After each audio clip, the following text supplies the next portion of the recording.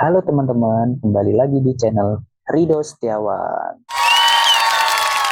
Kali ini saya akan membahas soal OSK Kimia tahun 2024. Nah, tanpa berlama-lama lagi, langsung saja kita masuk ke pembahasan soalnya.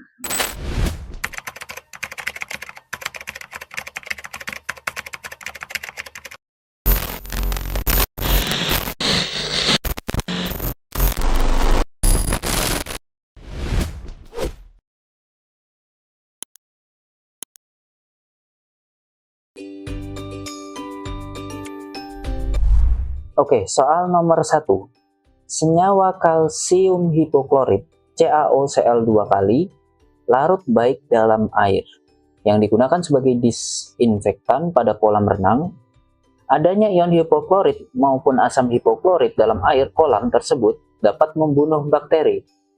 Kelarutan CaOCl2 serta keseimbangan asam hipoklorit dan ion hipoklorit dalam air sebagai berikut. Kadar ion hipoklorit yang tinggi dapat terdekomposisi oleh cahaya matahari. Oleh karena itu, pH air kolam renang yang direkomendasikan yaitu 7,8. Persentase masing-masing spesies yang terdapat dalam air kolam renang pada kondisi pH tersebut adalah titik-titik. Caranya bagaimana? Nah teman-teman, untuk mengerjakan soal nomor 1 ini, sebenarnya kita tinggal gunakan persamaan Ka dari HClO. Jadi Ka sama dengan konsentrasi H+ dikalikan konsentrasi ClO min dibagi konsentrasi HClO. Nilai Ka-nya 3 kali 10 pangkat min 8. Konsentrasi H+-nya kita bisa hitung dari nilai pH. Konsentrasi H+ itu sama dengan 10 pangkat minus dari nilai pH. Berarti 10 pangkat minus 7,8. Dikalikan konsentrasi ClO min dibagi konsentrasi HClO. Maka konsentrasi ClO min dibandingkan dengan konsentrasi HClO, kita bisa hitung di kalkulator. Nilainya tinggal 3 kali 10 pangkat min 8 dibagi 10 pangkat minus 7,8. Berarti 3 kali 10 pangkat 8, 10 pangkat minus 8 dibagi 10 pangkat minus 7,8.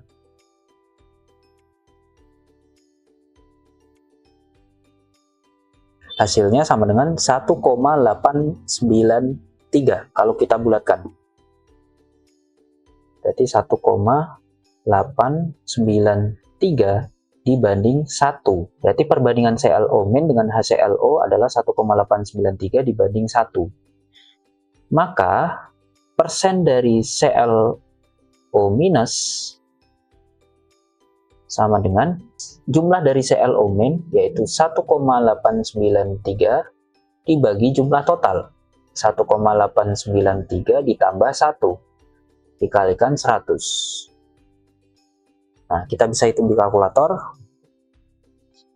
1,893 dibagi 2,893. Nah, kalau dikalikan 100, hasilnya 65,43%.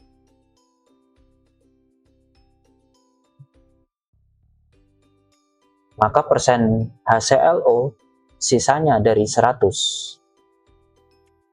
Sehingga jawaban yang paling tepat untuk soal nomor 1 ini adalah yang D.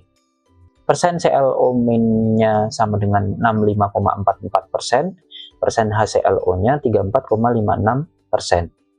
Sangat mudah bukan? Nah, itu pembahasan untuk soal nomor 1. Oke, kemudian soal nomor 2. Seorang mahasiswa diminta untuk membuat 1 liter larutan yang mengandung 3 komponen, yaitu glukosa, asam sitrat, dan NaCl. Larutan ini harus memenuhi kriteria berikut. Yang pertama, mengandung NaCl dengan konsentrasi 585 mg per liter. Yang kedua, jumlah mol glukosa 2 kali lipat jumlah asam sitrat. Dan yang ketiga, memiliki tekanan osmosis sebesar 0,7518 atm. Dengan menganggap asam sitrat sebagai senyawa non-elektrolit, massa glukosa dan massa asam sitrat yang diperlukan untuk membuat 1 liter larutan ini berturut-turut adalah titik-titik. Caranya bagaimana? Oke, kriteria yang pertama, larutan ini mengandung NaCl konsentrasinya 585 mg per liter. Karena larutannya sebanyak 1 liter, maka kita bisa hitung massa dari NaCl sama dengan 585 mg per liter kali 1. Berarti 585 mg. Kemudian kita bisa cari mol dari NaCl. Mol dari NaCl berarti massa dibagi mR. Massanya 585 mg. Kita ubah dulu menjadi gram. Berarti dibagi 1000 jadinya 0,585 gram. Maka massa NaCl-nya 0,585 dibagi mR dari NaCl. Teman-teman bisa cek di tabel periodik unsur. AR dari Na 23, AR dari Cl 35,5. Maka mR-nya hasilnya 58,5. Nah, maka 0,585 dibagi 58,5 hasilnya 0,01 mol. Kemudian kita bisa hitung juga molaritas NaCl. Molaritas sama dengan mol dibagi volume larutan. Molnya berarti 0,01 dibagi volumenya 1, maka molaritasnya 0,01 molar. Berikutnya kriteria yang kedua dari larutan ini, diketahui mol glukosa 2 kali lipat mol dari asam sitrat. Jadi mol glukosa 2 kali mol asam sitrat. Ini kriteria yang kedua. Kemudian kriteria yang ketiga, larutan ini memiliki tekanan osmosis 7,518 atm. Sesuai rumus tekanan osmosis, P sama dengan M R kali T kali I untuk larutan elektrolit. Nah, tapi di sini zat larutnya ada 3. Ada glukosa, asam sitrat, dan NaCl. Kalau zat larutnya lebih dari 1, maka yang kita totalin adalah nilai molaritas kali I. Jadi rumusnya sigma atau total molaritas kali I dari masing-masing senyawa dikali R kali T. Jadi molaritas NaCl kali I dari NaCl ditambah molaritas glukosa dikali I glukosa dan seterusnya, baru nanti dikalikan R kali T. Tekanan osmosis dari larutan ini nilainya kita bisa masukkan 7,518 sama dengan molaritas dari NaCl kali I dari NaCl ditambah molaritas glukosa, saya tulis G, dikali I dari glukosa ditambah molaritas asam sitrat dikali I asam sitrat, baru dikalikan R kali T. Molaritas dari NaCl tadi sudah kita hitung nilainya 0,01 dikalikan I dari NaCl. NaCl itu terdiri dari 2 ion Na plus dan ion Cl min. Dan NaCl termasuk senyawa yang terdisosiasi sempurna di dalam air. Sehingga nilai I-nya sama dengan nilai N, yaitu total kation sama anionnya. Kationnya 1, cuma Na, karena Na-nya cuma 1, Cl-nya juga 1. Berarti anionnya 1, maka total ionnya ada 2. Sehingga nilai I dari NaCl nilainya 2. Ditambah molaritas glukosa sama dengan mol dari glukosa dibagi volume larutannya 1. Kali I glukosa, karena glukosa dan asam sitrat di soal diketahui termasuk senyawa non-elektrolit, berarti nilai I-nya 1. Molaritas asam sitratnya kita ganti dengan mol asam sitrat dibagi volume larutan. Volume larutannya 1. Kemudian 7,518 sama dengan 0,01 kali 2 berarti 0,02. Nah, mol glukosa kita ganti menjadi 2 kali mol asam sitrat. 2 kali mol asam sitrat ditambah mol dari asam sitrat dikali R kali T, berarti jadinya 0,02 plus 2 ditambah 1 jadinya 3 kali mol asam sitrat kali R kali T. Nah, kita masukkan nilai R dan T nya. 7,518 sama dengan 0,02 ditambah 3 kali mol asam sitrat dikali R-nya, karena tekanan osmosisnya dalam satuan ATM, berarti R-nya kita pakai yang satuan ATM, yaitu 0,082. Temperaturnya di soal tidak diketahui, kita bisa asumsikan di temperatur standar. Kita bisa asumsikan di temperatur kamar, yaitu 298 Kelvin. Kita tulis asumsi temperatur kamar, suhu ruang. Nah, maka dari sini kita bisa hitung di kalkulator mol dari asam sitrat sama dengan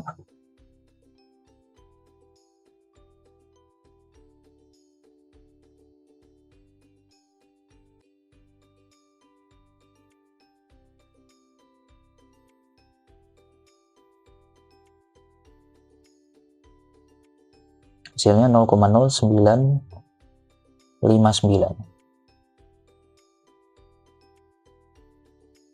mol. Maka sesuai dengan aturan yang kedua, mol glukosa 2 kali dari mol asam sitrat, 2 kali 0,0959 sama dengan hasil tadi kita kalikan 2, 0,1918.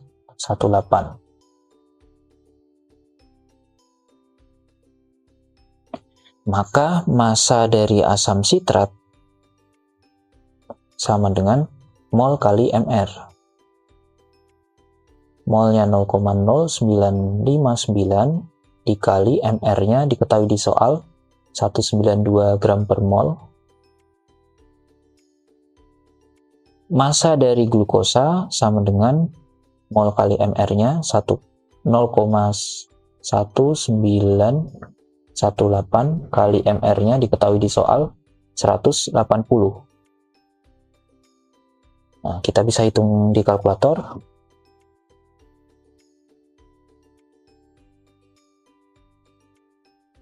Hasilnya 18,4 gram untuk asam sitrat.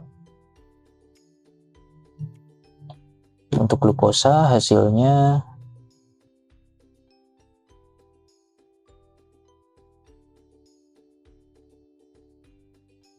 34,5 gram.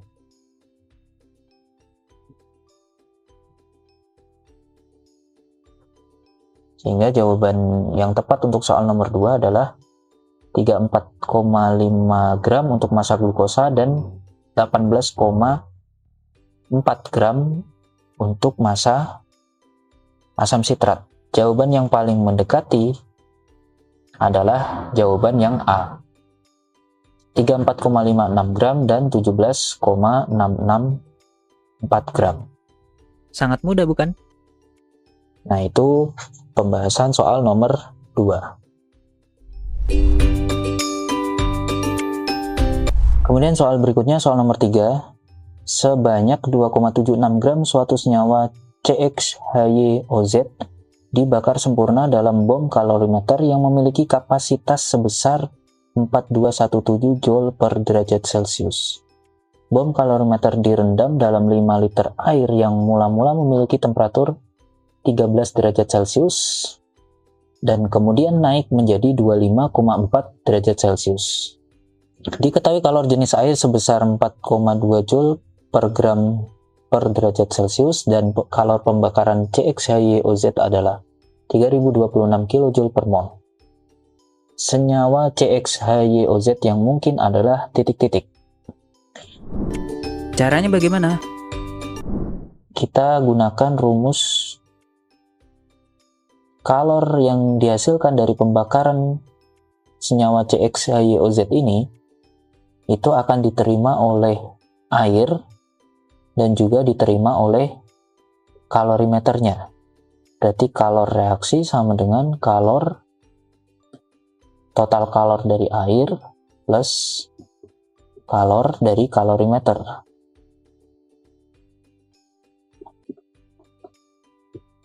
Kalor dari air rumusnya M kali C kali delta T.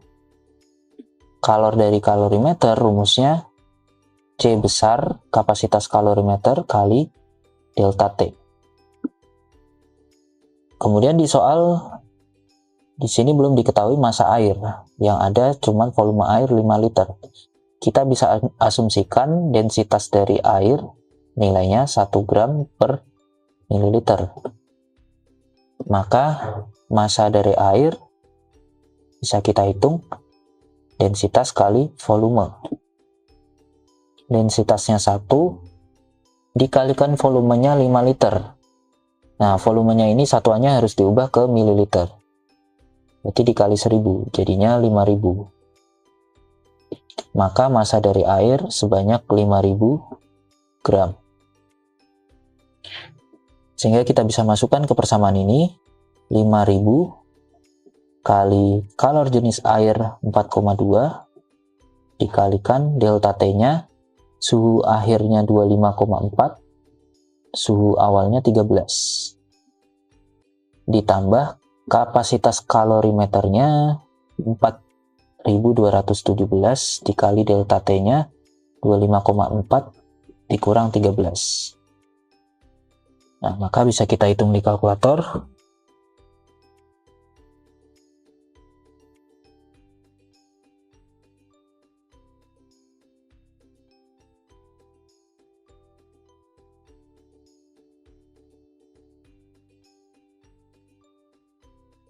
Nah, hasilnya 312690,8.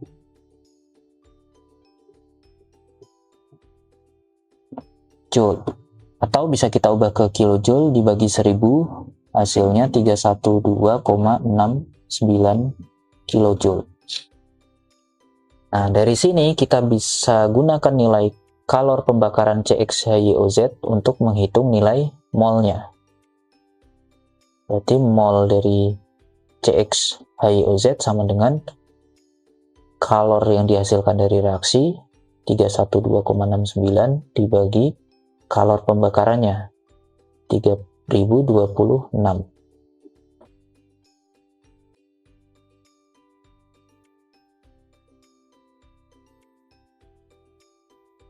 Hasilnya 0,1033.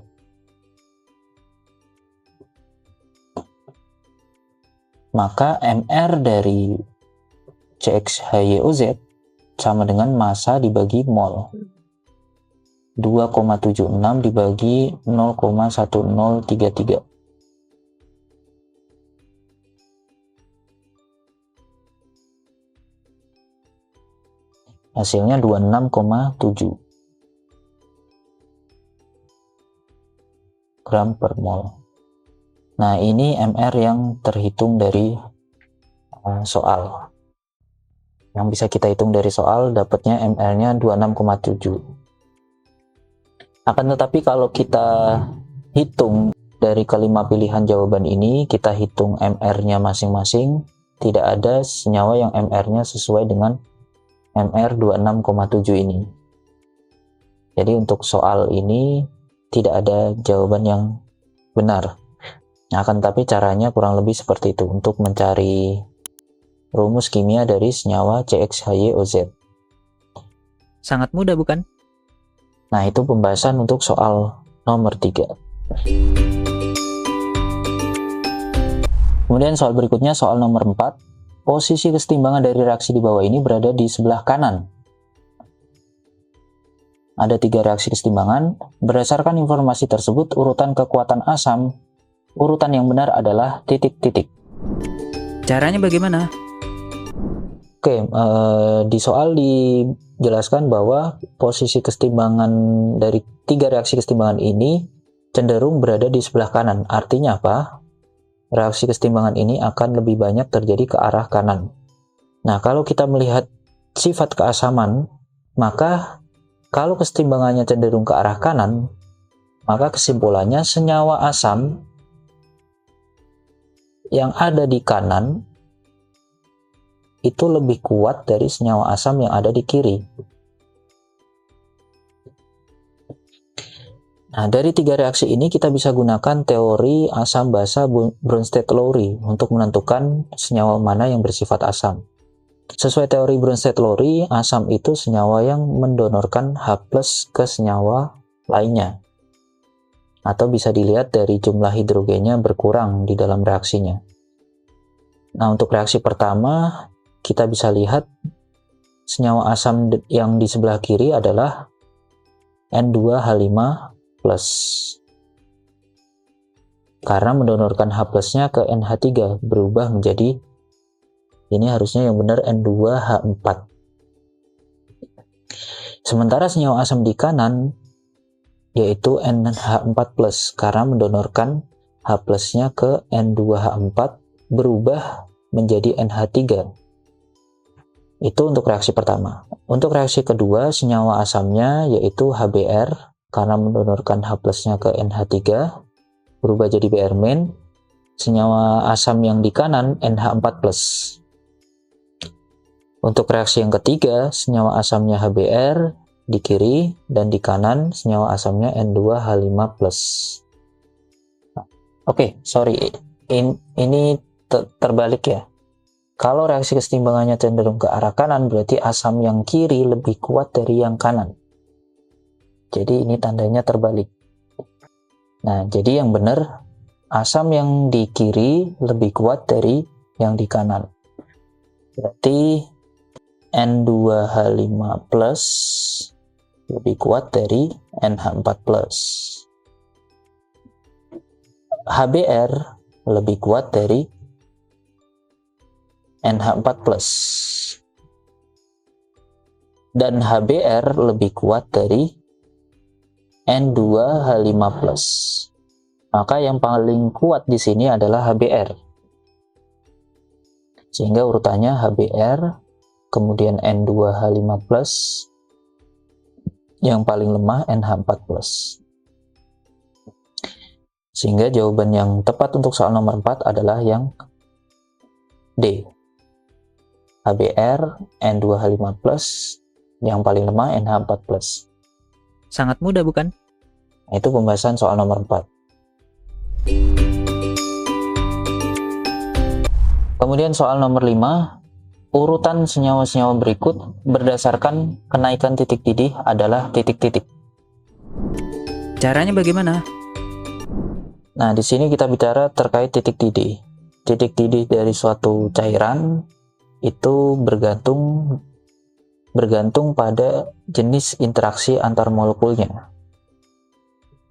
Semakin kuat interaksi antar molekul, maka titik didihnya akan semakin tinggi. Nah, kalau kita bicara interaksi antar molekul itu ada 3 jenis. Ada interaksi van der Waals, interaksi dipol-dipol, sama ikatan hidrogen. Interaksi ikatan hidrogen terjadi pada molekul yang punya ikatan OH, NH, atau FH. Kemudian interaksi dipol-dipol terjadi pada molekul polar. Kemudian interaksi van der Waals terjadi pada molekul non-polar. Nah, teman-teman harus bisa bedain bagaimana cara menentukan polar, non-polar dari suatu molekul.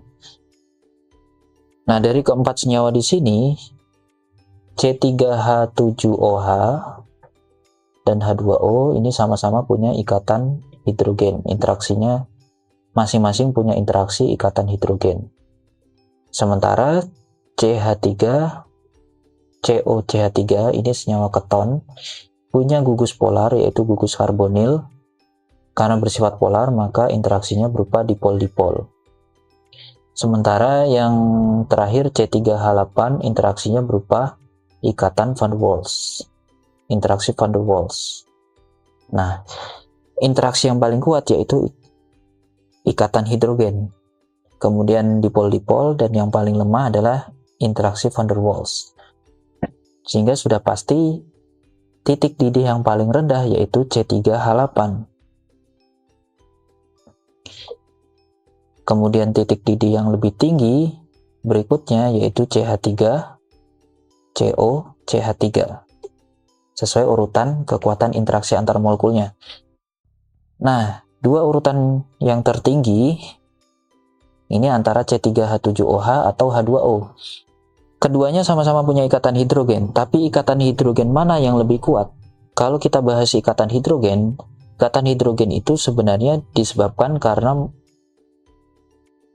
adanya ikatan OH di molekul ini yang bisa hidrogen dari satu molekul bisa berikatan hidrogen dengan oksigen dari molekul lain. Nah, bedanya H2O sama C3H7OH, kalau H2O punya dua ikatan OH di dalam satu molekulnya. Sementara C3H7OH, ikatan OH-nya cuma satu. Sehingga molekul H2O punya lebih banyak ikatan hidrogen yang bisa terjadi karena punya dua ikatan OH. Nah, karena H2O ikatan hidrogennya lebih banyak, otomatis secara teori harusnya titik didihnya lebih tinggi karena interaksi ikatan hidrogennya lebih kuat. Sehingga urutan yang paling tepat, yang paling tinggi yaitu H2O. Nah, sehingga jawaban untuk soal nomor 5 ini adalah yang D.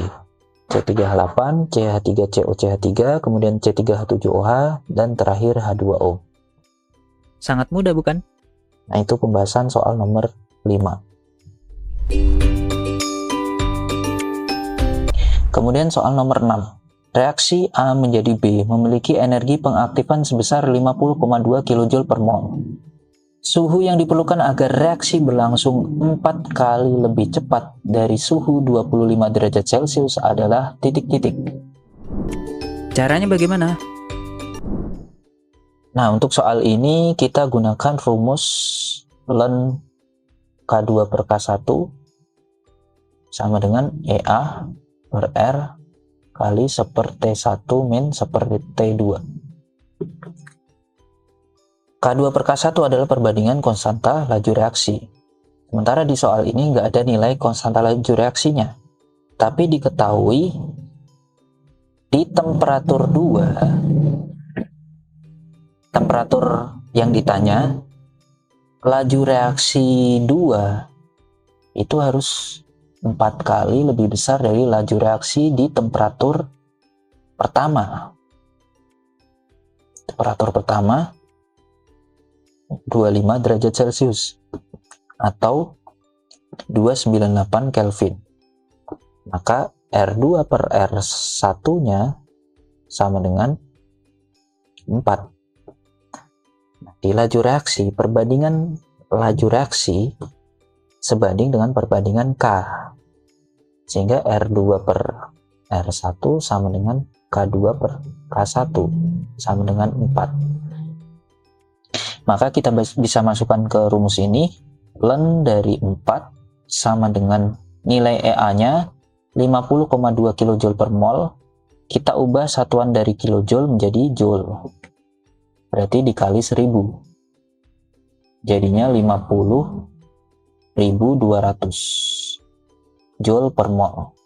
Dibagi R-nya, kita gunakan R yang satuannya joule, yaitu 8,314 dikali 1/T1 nya kita gunakan yang dalam satuan Kelvin, 298 dikurang 1/2-nya yang kita cari. Nah, maka dari sini kita bisa langsung hitung di kalkulator saja.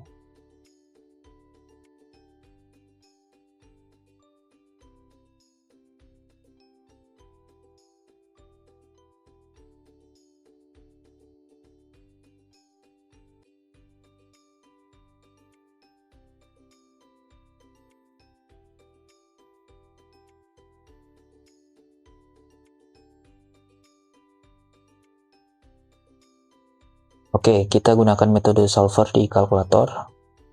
Langsung dapat nilainya T2 sama dengan 319,9 Kelvin.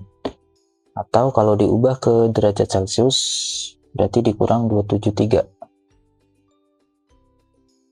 Hasilnya 46,9 derajat Celcius.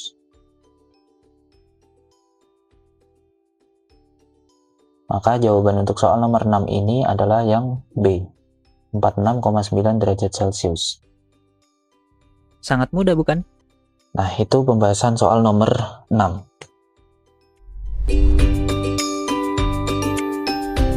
Kemudian soal berikutnya, soal nomor 7. Pembakaran sempurna 3,24 gram senyawa non-elektrolit X mengandung karbon, hidrogen, dan oksigen, menghasilkan 8,15 gram CO2 dan 2,5 gram air. Senyawa X sebanyak 16,128 gram dilarutkan dalam 281 gram air dan menghasilkan larutan yang memiliki titik beku minus 0,763 derajat Celcius. Maka rumus molekul senyawa X adalah titik-titik. Caranya bagaimana? Oke, yang pertama kita gunakan data hasil pembakaran senyawa X. Dari 3,24 gram X dibakar jadi CO2 sebanyak 8,15 gram dan H2O sebanyak 2,5 gram. Nah, dari sini kita bisa cari rumus empiris dari X dengan cara pertama cari massa karbon dari CO2 sama dengan AR karbon per MR CO2 kali massa CO2 sama dengan 12 AR karbon, AR oksigen. Teman-teman bisa cek di tabel periodik unsur. MR CO2 teman-teman bisa hitung AR karbon 12 ditambah AR karbon AR oksigen 16 kali 2 hasilnya 44. Dikalikan massa CO2 nya sebesar 8,15.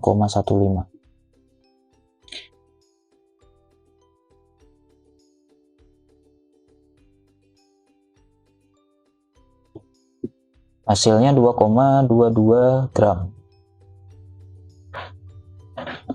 Kemudian massa hidrogen bisa dicari dari massa H2O.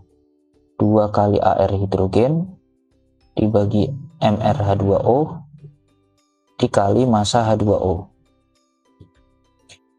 Kenapa 2 kali AR hidrogen? Karena jumlah atom hidrogen di molekul H2O ada 2. Nah, maka sama dengan 2 kali 1 dibagi MrH2O 18 kali massa H2O 2,5.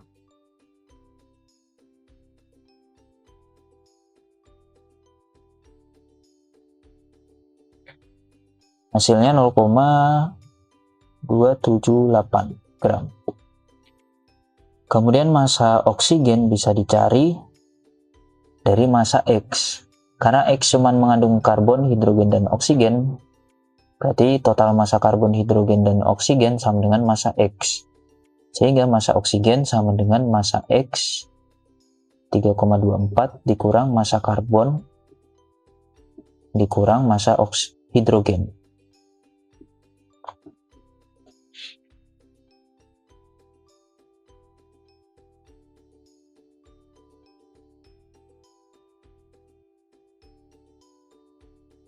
Hasilnya 0,742 gram. Nah, dari sini teman-teman bisa cari rumus empirisnya dengan cara mencari perbandingan mol karbon hidrogen dan oksigen. Mol sama dengan massa dibagi MAR. Berarti massa karbon 2,22 dibagi AR karbon 12 dibandingkan massa hidrogen 0,278 dibagi AR hidrogen 1 dibandingkan massa oksigen 0,742 dibandingkan AR oksigen 16.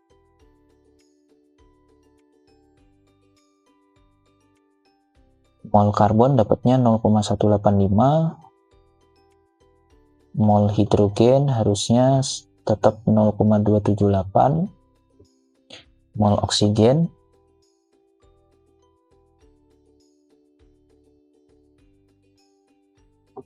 0,0464. Nah, untuk mencari rumus empirisnya, teman-teman ubah perbandingan ini menjadi perbandingan bilangan bulat. Caranya bagi ketiga nilai ini dengan nilai terkecil. Nah, nilai terkecil dari tiga angka ini adalah 0,0464. Sehingga semuanya dibagi dengan 0,0464.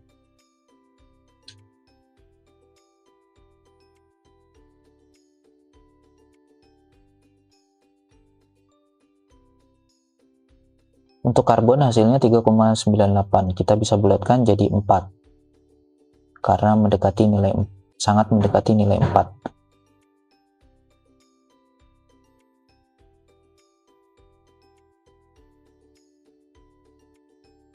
Nah, untuk hidrogen hasilnya 5,99. Kita bisa bulatkan jadi 6. Dan terakhir oksigen nilainya 1. Sehingga rumus empirisnya C4H6O1. Nah, ini baru rumus empiris. Kemudian untuk mencari rumus molekulnya, kita bisa cari dari nilai data titik beku larutannya menggunakan rumus delta TF sama dengan KF kali M, molalitas. Karena X termasuk senyawa non-elektrolit, berarti nilai I-nya 1, faktor Van Hoff-nya 1. Nah, delta TF-nya di sini dari 0 derajat turun menjadi minus 0,763.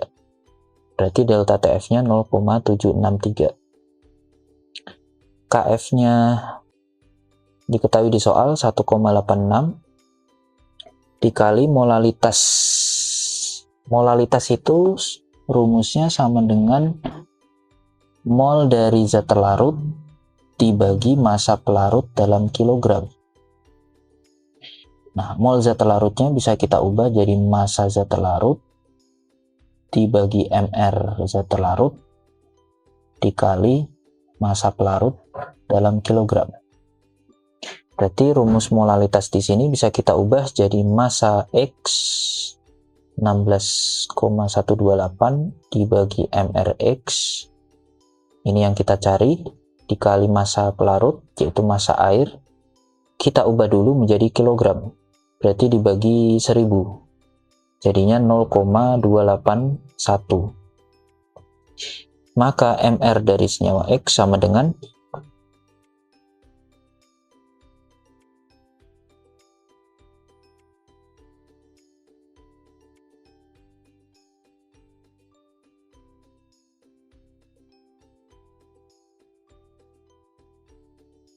139,9 atau bisa dibulatkan jadi 140. Nah, kalau kita hitung MR dari rumus empiris C4H6O, berarti MR rumus empiris sama dengan AR karbon 12 kali 4 ditambah AR hidrogen 1 kali 6 ditambah AR oksigen 16 kali 1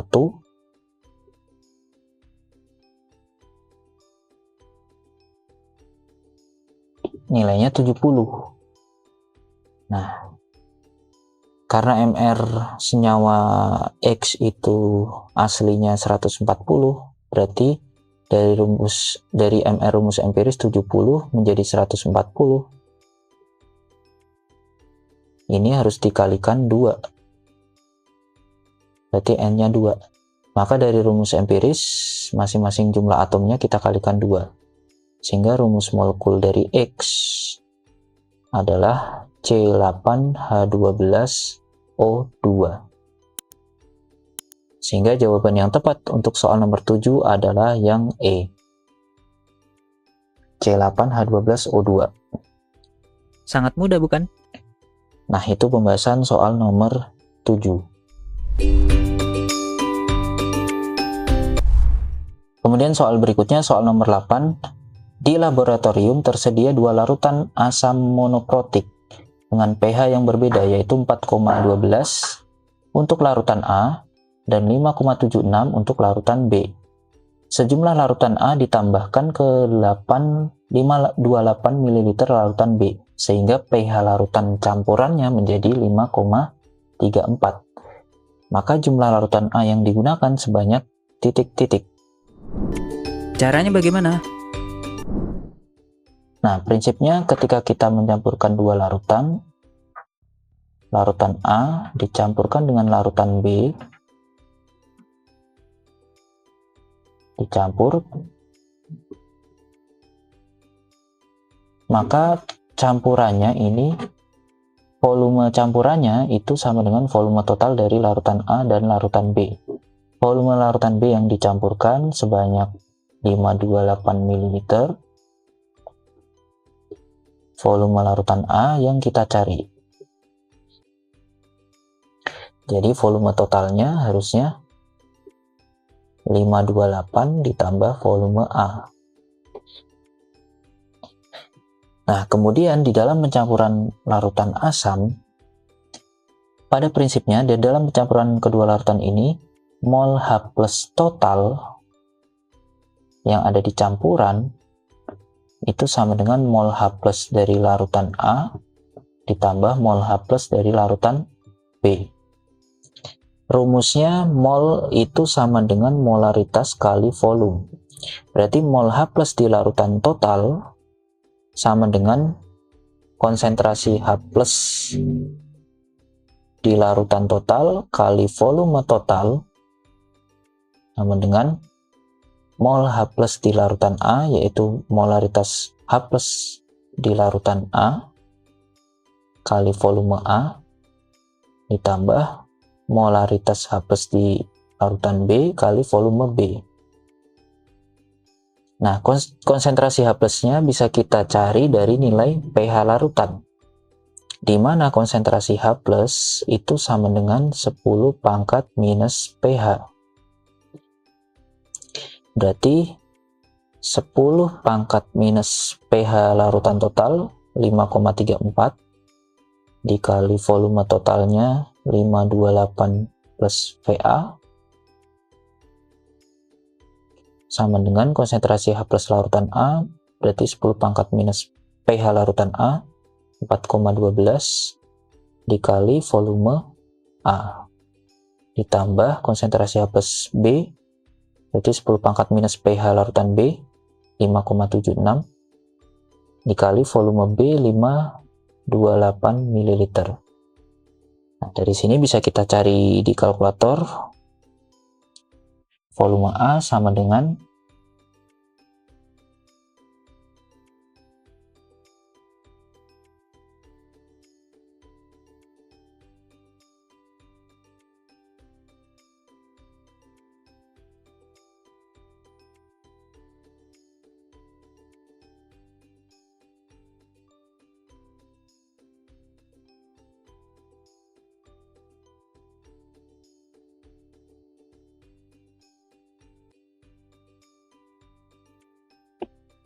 Nah, kita hitung menggunakan metode solver, jadi volume A-nya dimisalkan di kalkulator dengan variabel X. Dapat volume A-nya sama dengan 20,98 ml. Atau bisa dibulatkan jadi 21 ml. Sehingga jawaban untuk soal nomor 8 adalah yang A, 21 ml. Sangat mudah bukan? Nah, itu pembahasan untuk soal nomor 8. Kemudian soal berikutnya, soal nomor 9. Pernyataan berikut yang tepat mengenai energi ikat adalah titik-titik. Caranya bagaimana? Oke, energi ikatan atau energi ikat merupakan energi untuk memutuskan suatu ikatan dari molekulnya menjadi atom-atomnya dalam fasa gas. Jadi sesuai pernyataan yang pertama, energi ikat hanya dapat digunakan pada penentuan panas reaksi-reaksi dalam fasa gas. Pernyataan nomor 1 ini benar karena nilai energi ikat itu diukur untuk reaksi pemutusan ikatan pada fasa gas, sehingga hanya bisa digunakan untuk molekul-molekul yang berfasa gas. Nah, pernyataan yang kedua, energi yang dibutuhkan untuk memutuskan 3 ikatan NH pada molekul NH3 berturut-turut adalah sama karena 3 ikatan NH tersebut ekivalen. Nah, ini pernyataan yang kedua ini benar karena di molekul NH3, molekul ini punya simetris, artinya setiap ikatan NH di molekul NH3 itu jenisnya sama.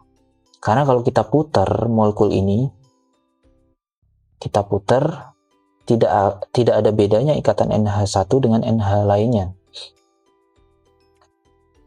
Sehingga energi ikatannya pasti sama juga. Sehingga pernyataan yang nomor 2 ini benar. Pernyataan yang ketiga, ikatan NH pada beberapa molekul berbeda seperti NH3 dan CH3NH2 memiliki nilai energi ikat yang berbeda. Nah, ini benar juga karena molekul NH3 dengan molekul CH3NH2, kenapa energi ikat NH di kedua molekul ini berbeda? Karena di molekul CH3NH2 ada gugus CH3 yang kalau kita pahami di kimia organik, gugus karbon itu bersifat sebagai pendorong elektron. Gugus ini bisa mendorong elektron, punya kecenderungan mendorong elektron, yang membuat ikatan NH di molekul CH3NH2 ini makin kuat. Sehingga energi ikatnya sudah pasti berbeda dari molekul CH3NH2 dengan NH3. Secara teori seperti itu. Sehingga pernyataan nomor 3 ini benar. Maka jawaban untuk soal nomor 9 ini, pernyataan yang benar adalah 1, 2, dan 3. Jawabannya yang E. Sangat mudah bukan? Nah, itu pembahasan untuk soal nomor 9.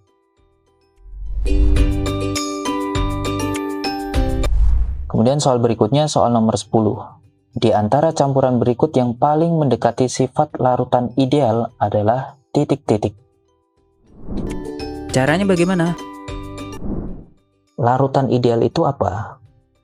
Pertama kita bahas larutan. Larutan itu campuran antara pelarut dengan zat larut atau campuran dua senyawa yang dicampurkan. Kalau berbeda dengan cairan, kalau cairan pasti hanya mengandung senyawa murni, satu jenis senyawa saja. Seperti air murni, etanol murni berarti cuma ada etanol saja, molekul etanol saja. Tapi kalau larutan, artinya air dicampur etanol atau yang lainnya. Nah, larutan ada yang bersifat ideal, ada yang tidak ideal. Larutan dikatakan bersifat ideal ketika interaksi antar molekul A dengan A, B dengan B, A dengan B, interaksinya hampir sama. Maksudnya A dan B itu apa?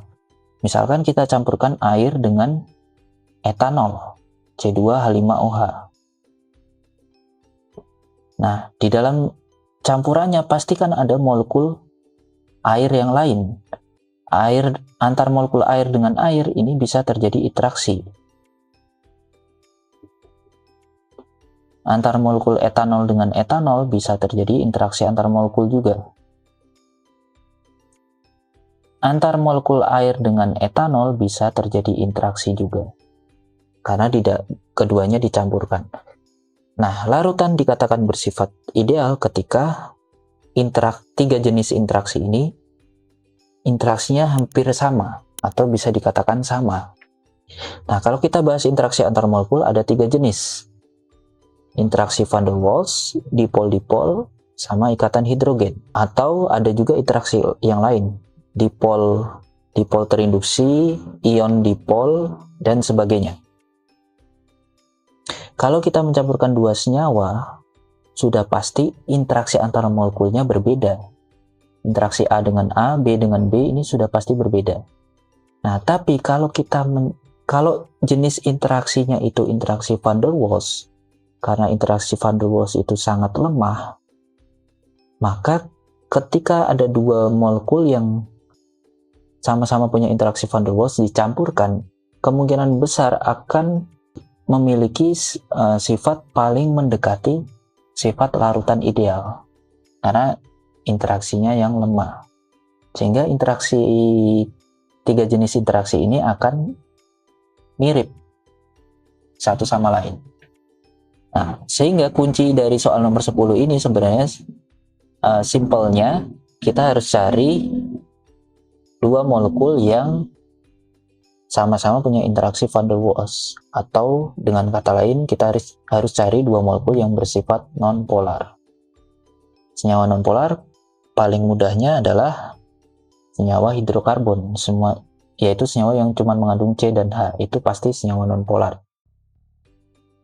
Nah, jawaban yang D yaitu C6H6 dan C6H5CH3 ini keduanya sama-sama nonpolar. Maka campuran yang paling mendekati sifat larutan ideal adalah yang D, C6H6 dan C6H5CH3. Sangat mudah bukan? Itu pembahasan untuk soal nomor 10.